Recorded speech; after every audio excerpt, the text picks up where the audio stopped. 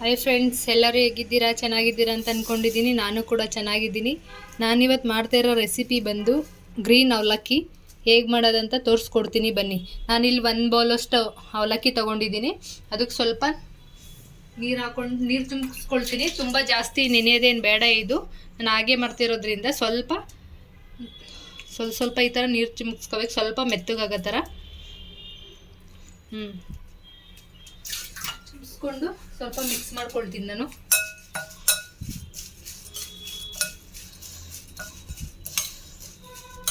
ಇನ್ನೊಂದು ಅರ್ಧ ಕಪ್ ಅವಲಕ್ಕಿ ತೊಗೊಂಡಿದ್ದೀನಿ. ಅದು ಕಮ್ಮಿ ಆಯ್ತು ಅಂತ ಅಂದ್ಬಿಟ್ಟು ಅರ್ಧ ಬೌಲ್ ತೊಗೊಂಡು ಅದಕ್ಕೆ ಇನ್ನೊಂದು ಸ್ವಲ್ಪ ನೀರು ಚಿಮ್ಸ್ಕೊಂಡಿದ್ದೀನಿ. ನೀರು ಚಿಮ್ಸ್ಕೊಂಡು ಅದಕ್ಕೆ ಒಂದು 2 ಸ್ಪೂನ್ ತೆಂಗಿನಕಾಯಿ ತುರಿ ಹಾಕ್ಕೊಳ್ತಾ ಇದ್ದೀನಿ. ಹಸಿ ತೆಂಗಿನಕಾಯಿ ತುರಿ ನೋಡಿ, ಒಂದು 2 ಸ್ಪೂನ್ ತೆಂಗಿನಕಾಯಿ ತುರಿ, ಮತ್ತು ಸಣ್ಣದಾಗಿ ಹೆಚ್ಚಿರೋ ಕೊತ್ತಂಬರಿ ಸೊಪ್ಪು, ಇದನ್ನ ಮತ್ತು ಸಾಲ್ಟು ಮೂರನ್ನು ಹಾಕ್ಕೊಂಡು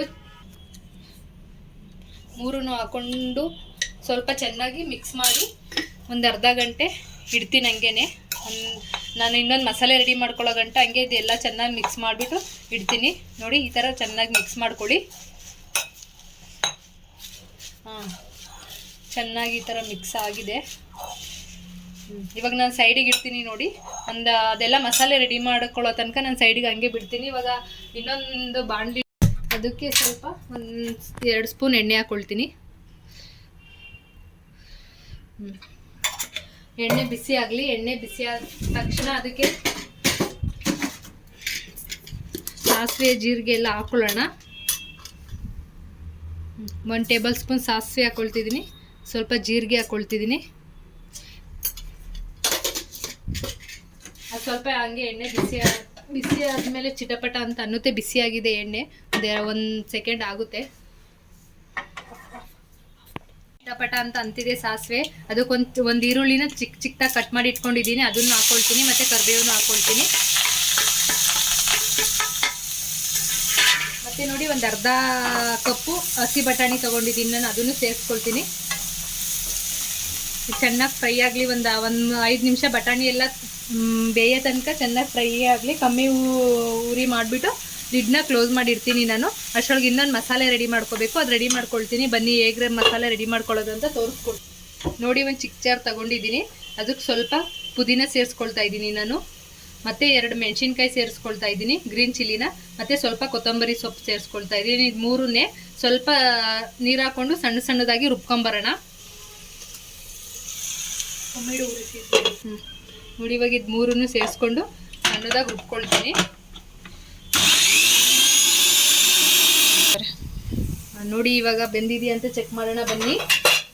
ಇದಕ್ಕೊಂದು ಸ್ವಲ್ಪ ಉಪ್ಪು ಸೇರಿಸ್ಕೊಳ್ತೀನಿ. ಇವಾಗ ಅರ್ಧ ಬೆಂದಿದೆ, 50% ಬೆಂದಿದೆ. ತುಂಬ ಬೇಯಬಾರ್ದು, ತುಂಬ ಮೆತ್ತಗೆ ಮಾಡ್ಕೋಬಾರ್ದು.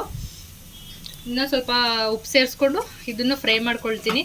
ಇದು ನಿಜ, ನೀವು ಒಂದ್ಸಲ ಟ್ರೈ ಮಾಡಿ. ನನಗೆ ಯಾರೋ ಹೇಳ್ಕೊಟ್ಟಿದ್ದು, ಅದನ್ನು ನಾನಿಲ್ಲಿ ನಮ್ಮ ಮನೇಲಿ ಬಂದು ಟ್ರೈ ಮಾಡ್ತಿದ್ದೀನಿ. ನಿಜ, ನನಗೆ ಇವತ್ತೇ ಯಾರೋ ಹೇಳ್ಕೊಟ್ಟಿದ್ದು. ನಾನು ಕೆಲಸ ಮಾಡ್ತೀನಲ್ಲ, ಅಲ್ಲಿ ನನಗೆ ಇವತ್ತು ಇದನ್ನು ಮಾಡಿಸಿದ್ರು. ಅದಕ್ಕೆ ನಾನು ಇಲ್ಲಿ ಬಂದು ಮಾಡ್ತಿದ್ದೀನಿ. ನಂಗೆ ಅವರೇ ಹೇಳ್ಕೊಟ್ಟಿದ್ದು. ತುಂಬ ಚೆನ್ನಾಗಿತ್ತು. ನಾನು ಆಗಲೇ ಅಲ್ಲಿ ಟೇಸ್ಟ್ ಮಾಡಿದ್ದೀನಿ. ನೀವು ನಿಮ್ಮ ಮನೇಲಿ ಒಂದ್ಸಲ ಟೇಸ್ಟ್ ಮಾಡಿ ಹೇಗೆ ಬಂತಂತ ನನಗೆ ಹೇಳಿ. ತುಂಬ ಚೆನ್ನಾಗಿ ಬರುತ್ತೆ. ಒಂದ್ಸಲ ಟ್ರೈ ಮಾಡಿ ನೀವು ಇದು ನೋಡಿಬಿಟ್ಟು ವಿಡಿಯೋನ ನೋಡಿ. ಬಟಾಣಿ ಎಲ್ಲ ಚೆನ್ನಾಗಿ ಬೆಂದಿದೆ. ಇವಾಗ ರುಬ್ಕೊಂಡಿರೋಂಥ ಮಸಾಲೆನ ಇದಕ್ಕೆ ಸೇರಿಸ್ಕೊಳ್ತೀನಿ, ಗ್ರೀನ್ ಪೇಸ್ಟ್ನ. ಇದು ಸ್ವಲ್ಪ ಹಸಿ ವಾಸನೆ ಹೋಗೋ ತನಕ ಹುರ್ಕೋಬೇಕು ಈ ಮಸಾಲೆನೂ. ನೋಡಿ, ಸೇರಿಸ್ಕೊಂಡಿದ್ದೀನಿ. ಇದೊಂದು 2 ನಿಮಿಷ ಹಸಿ ವಾಸನೆ ಹೋಗೋ ತನಕ ಹುರ್ಕೊಳ್ಳೋಣ.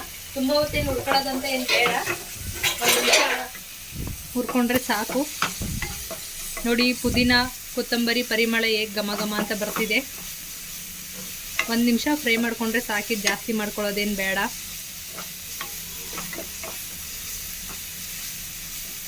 ಫ್ರೈ ಮಾಡ್ಕೊಳ್ತಾ ಇದ್ದೀನಿ ಚೆನ್ನಾಗಿ. ನೋಡಿ ಫ್ರೆಂಡ್ಸ್, ಇದು ಚೆನ್ನಾಗಿ ಹಸಿ ವಾಸನೆ ಎಲ್ಲ ಹೋಗಿದೆ. ನೋಡಿ, ಚೆನ್ನಾಗಿ ಫ್ರೈ ಆಗಿದೆ, ಎಣ್ಣೆ ಎಲ್ಲ ಬಿಟ್ಟಿದೆ. ಇವಾಗ ಮಿಕ್ಸ್ ಮಾಡಿ ಇಟ್ಕೊಂಡಿದ್ವಲ್ಲ ಅವಲಕ್ಕಿನ ಇದಕ್ಕೆ ಸೇರಿಸ್ಕೊಳ್ತೀನಿ ನಾನು. ಇವಾಗ ಸೇರಿಸ್ಕೊಂಡು ಇದನ್ನು ಎಲ್ಲನೂ ಫುಲ್ಲಾಗಿ ಸೇರಿಸ್ಕೊಳ್ತಾ ಇದ್ದೀನಿ.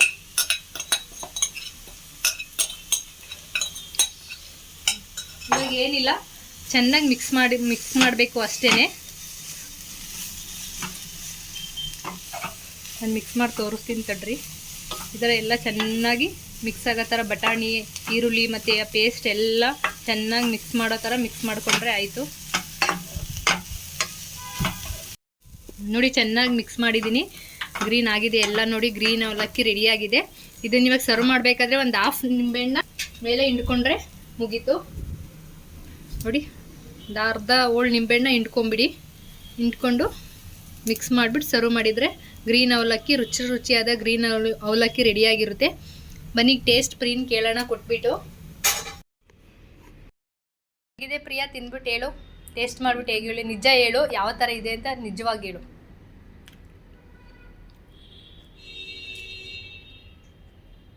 ತುಂಬ ಚೆನ್ನಾಗಿದೆ ನಿಜ, ನಿಜವಾಗ್ಲೂ. ನೀನು ಮಾಮೂಲಿ ಅವಲಕ್ಕಿ ಮಾಡ್ಕೊಡ್ತಿದ್ದಲ್ಲ, ಅದಕ್ಕಿಂತ ಇದೇ ತುಂಬ ಚೆನ್ನಾಗಿದೆ. ಒಂಥರ ಡಿಫ್ರೆಂಟ್ ರೆಸಿಪಿ. ಎಲ್ಲ ನೀವು ಟ್ರೈ ಮಾಡಿ ನಿಮ್ಮ ಮನೇಲಿ. ತುಂಬ ಚೆನ್ನಾಗಿದೆ, ಡಿಫ್ರೆಂಟಾಗಿ ಮಾಡಿದ್ದಾರೆ ನಮ್ಮಮ್ಮ. ನೋಡಿ ಗ್ರೀನ್ ಅವಲಕ್ಕಿ ಸೂಪರಾಗಿದೆ. ಪೇಪರ್ ಅವಲಕ್ಕಿಯಿಂದ ಮಾಡಿರೋದು ಸಖತ್ತಾಗಿ ಮಾಡಿದ್ದಾರೆ ಮಾತ್ರ. ಫ್ರೆಂಡ್ಸ್, ಈ ವಿಡಿಯೋ ಇಷ್ಟ ಆಗಿದ್ದರೆ ಲೈಕ್, ಶೇರ್, ಕಮೆಂಟ್ ಮತ್ತು ಸಬ್ಸ್ಕ್ರೈಬ್ ಮಾಡ್ಕೊಳ್ಳೋದನ್ನ ಮರಿಬೇಡಿ. ಮುಂದಿನ ಹೊಸ ವಿಡಿಯೋದೊಂದಿಗೆ ಸಿಗ್ತೀನಿ. ಟೇಕ್ ಕೇರ್, ಬಾಯ್, ಲವ್.